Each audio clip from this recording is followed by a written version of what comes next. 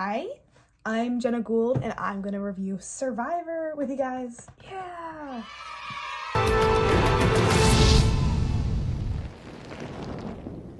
So Survivor is it's a show with the slogan outlast, outwit, and outplay.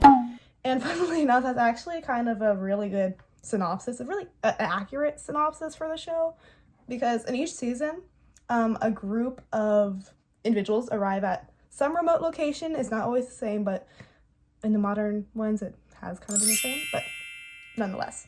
They arrive at a remote location, and then they're divided into these tribes, and then they have to survive for a set amount of days. Again, it varies, but they have to just be there for an amount of days while every single episode, somebody gets voted out. But yeah, so that's the outlast part of it. And then for outwit, you have to outwit the other players because there are alliances and then they will target you. So you have to figure out, okay, how am I going to work around this? How am I going to stick around longer? Because you want to make it to the end of the game. So you got to outwit them. And a lot of times that involves some lying, some backstabbing. It's a numbers game and it's politics, but turned entertainment. The last part, outplay, is kind of almost the same. It's because this is a game. In the end, it's a game. So you got to outplay them. And there's also these challenges that you have to do where it can help you win immunity so you won't be voted out for the night. And that is just really good insurance. And if you do well in the challenges, then you kind of outplayed them, you know? So it's outlast, outwit, outplay. And at the end of the season, a jury of the previously eliminated players will come together and they will vote for the remaining players on who deserves to be the winner. And then the winner will get $1 million. So just so you know, I will not be reviewing the entirety of Survivor because that is 47 seasons. After the 48th is premiering in February. Yay. But yeah, I'm going to be covering season 4. So that's Marquesas on Marquesas Islands.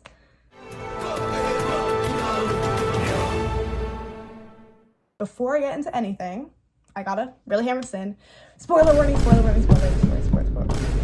Again, it's in the Marquesas Islands, so that's in French Polynesia, like kind of east of Australia. We also have Jeff Probst, who he's the rock of Survivor, I swear. He's like, you can depend on him to be in every single season you see. He has been here since the beginning, like 2000 to what now is 25 years. So he's there as always. We love him. And we also have a lot of star players this season. We have Boston Rob, who you probably don't know, but he is in Survivor, at least. He is a legend. He's an icon. He's just awesome. He's so good that he came back for not just 1, not 2, not 3, 5 more seasons of Survivor.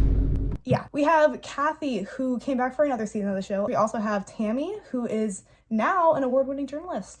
So yeah, we got a good stack. Now that this is all introduced, I can get into my evaluations.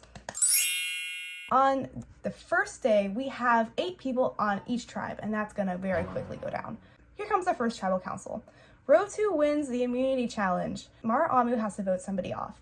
They ended up voting off Peter because he was too strategic too early. So yes, there is that whole outwit thing, outplay, but in the beginning, it's much better for you to start forming connections and alliances with people rather than trying to put someone off or trying to get too much into the game too fast. And next, we have day 6, and once again, Row 2 wins an immunity challenge. It's not looking too good for Mara Amu here, so they're like, okay, we need to win a challenge. We need to get back up, stop losing people, and so then they chose the weakest link, which was Patricia in this case. Also here you see a connection between Sarah and Rob. That is because they've started getting a little flirtatious, a little romantically inclined. So they now have some form of alliance, and that could be really good because that once you form a strong connection with a player, you can depend on them to vote in the same way you're gonna vote. And Row 2, of course, I haven't shown any lines, but they're all closely connected because they haven't been forced to vote each other yet. And that will continue because in the next tribal council, they win immunity once again. And over here on Mara Amu, they are forced to vote somebody out. But this is interesting because unlike a lot of seasons where early on they start voting out weak links, they decided to vote out a threat, Hunter. In season 1 and 2, there weren't any switches yet, but in season 3, which was Survivor Africa, they had some switch going with all the players and tribe members. So maybe they kind of anticipated some sort of change coming. Here, Mara Amu, you can see that they formed a 4-person alliance, which is a very good move. You want as many people as you can as possible. The tribes, these are divided for now, but once they get down to enough players, they will merge together into one tribe, and it's exceedingly important that you have enough people that you can depend on so that you can make your way up to the final.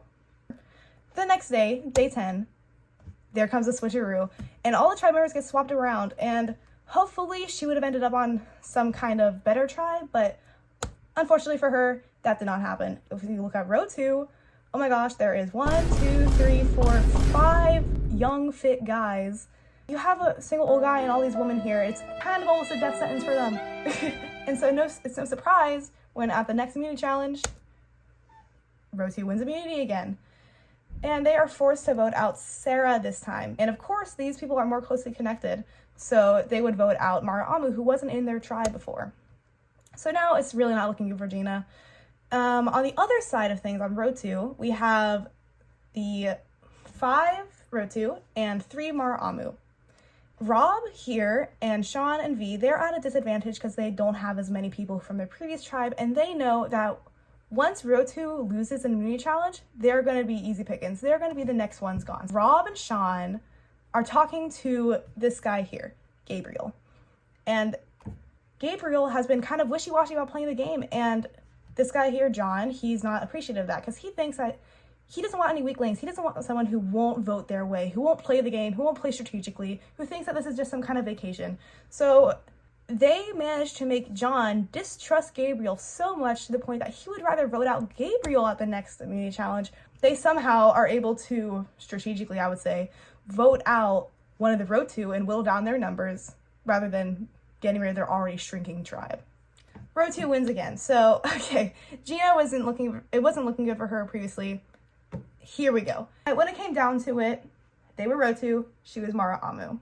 Back over here, we have 4 people from row 2 who have stuck together this entire time. They've not been swapped out at all. So when it comes to the next day, we have the merge. So when they merge, they vote out Rob first because he's been a little bit too aggressive with his moves lately that they think that he's a threat. Strategy on their part, because when you are at the final, you want to be sitting next to people who are not threatening, who were not as good as the game as you were. You want to be next to someone who's kind of, Mara Amu, and they're a little bit bad on numbers. It's 7 versus 2, so they're like, oh, what do we do? They make something called the Outsiders Alliance, and so now, of course, they're going to knock off the row 2 forward. Bam, bam, bam, and bam. Now, day 33, it's coming close. This is the end. You gotta do something. But of course, look at these numbers here. We have 3 row 2 and we have 2 Mara Amu. You can guess that Mara Amu is gonna bite the bullet. And you would be right because Sean is out next. And now we have these 4. All this while, Nalia and Pascal have been together this entire time and they have formed a father-daughter kind of relationship. So that's really good. Strategically, yeah, they kept together. And Kathy, she notices that. She sees that and she goes, okay, what can I do to make myself go further? At the next council, V wins immunity. So it's either Nalia, Pascal, or Kathy who are gonna go. And Kathy's like, okay, these 2 are obviously gonna vote for me, so what should I do? So she poses a deal with V. If you don't vote for me, we vote for Nalia, I'll take you to the final 2. V's like, okay, I'll take that deal. As long as I get to keep my immunity, yeah, sure. It's all yours. Nalia and Pascal, they don't give up. They still vote for Kathy. V and Kathy both vote for Nalia, and there's a tie. And then they re-vote again, tie again. This time they had drawing rocks. So it was just pure luck at this point. And who's unlucky? It's Pascal. He wasn't even a target, but he's out. And so now with this kind of alliance between Kathy and V, you would expect for Kathy and V to be the final 2. At the immunity challenge, V goes up to Nalia. Kathy has already gone out of the challenge. And she says, if I let you win this immunity, will you be okay with bringing me to the final 2? And Nalia, of course, she wants that immunity, so she's like, yeah, of course. And Kathy is at the side, and she has just been betrayed. That was a strategic move for V because she didn't know if she was going to beat that immunity challenge. She tried to swap up her strategy once again and side with her. With these 2, the jury has to decide who deserves $1 million more. Both of them were traitors at some point. V, who betrayed Kathy, and Nalia, who betrayed the Row 2-4, all of which went on the jury. Also, you have to consider what the numbers were coming into this merge. There were 3 Mara Amu and 7 Row 2. It's actually kind of remarkable that she made it this far, considering the trend of if you were part of this tribe previously, you're out if you're not in it anymore. So with all that being said, the winner was V. She would swap different alliances, but she was able to do it while being under the radar. She was also able to form that Outsiders alliance, go into that 4-person alliance with Rob. She was able to beat the odds with that merge and just make it to the end. So there's some pretty good strategic play this season. There was swapping, there was twists, there was lots of shifts and dynamics. It was amazing. I would give it a 5 out of 5. 5 stars. Great. I think that the cast this season was also pretty awesome. It was really good because Kathy, at the beginning, she got on the nerve of a lot of her different tribe mates.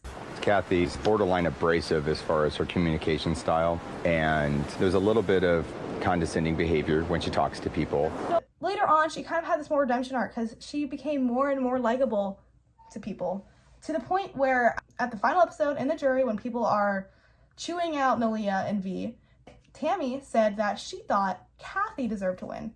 Kathy obviously had some kind of shift along some character arc, and I thought that was commendable. And Rob was amazingly entertaining. His way of saying things, it was just great to watch. It's important for me to have people on my team be able to do what I tell them to do and not know that I'm telling them to do it. Fear keeps people loyal. If they're afraid they have something to lose, then they'll do what they tell you to do. That's straight out of The Godfather. It's true. He's definitely a brainiac. He probably thinks he's a lot smarter than he really is. When I first saw John, I thought he was a big-time queer. I really don't know. He seems kind of rough and tough over here, but he does all the cooking. So, I don't know. I won't be sleeping next to him tonight. Not the first night, anyway. The general seems like a nice guy also. He's big and tough and wants everybody to know that. Probably got a little sausage. I didn't get to see much of Row 2 in the beginning. I wasn't so compelled to be attuned to them because they didn't have any threats going on because they kept winning those immunity challenges. So I really ended up liking Mara Amu a lot. Like all these people, Sean, V, Rob, these were a very likable cast. People on the jury, they didn't like Nalia. They didn't like V as much because they both betrayed them. I, as an audience member, did not dislike it. I did not dislike any of these players. Maybe the Row 2-4 a little bit because they were kind of cocky coming into that merge, but there was nothing that truly upset me. These were all just very good players. So cast-wise, I would give it a 4.5 out of 5. Considering how setting up the season went, they did a really good job. Season 1 was in tropical islands. Season 2 was in Australia. Season 3 was in Africa, Kenya specifically. And Season 4, they had planned to have it in Arabia. This is the early 2000s. And of course, that would ruin all the plans that Survivor had for the season. They're like, okay, what do we do? And they had 2 months only to set up the season. And considering that they only had 2 months compared to the original amount of time that they had to plan other seasons, I thought this was an amazing season. They were able to have such a good cast, such a strategic play, and also like the actual setup was pretty good. The challenges were a little lackluster, I admit. Challenges could have been better. They seemed a little confused on how to record some different parts, but for overall, it was really good. I also thought that the tribal council was the most scenic that they've had so far. It had waves coming in, an ocean. It was really pretty. It was really good. So I would give the quality and production 2.5 out of 5, just because those challenges, they were definitely a little awkward, definitely confusing. So overall rating is like 4 out of 5. It's such a tremendous season. I highly recommend, because even though at the end of this video you already know exactly what happens, it's still such a good watch. I highly, highly, highly recommend, and have a good break.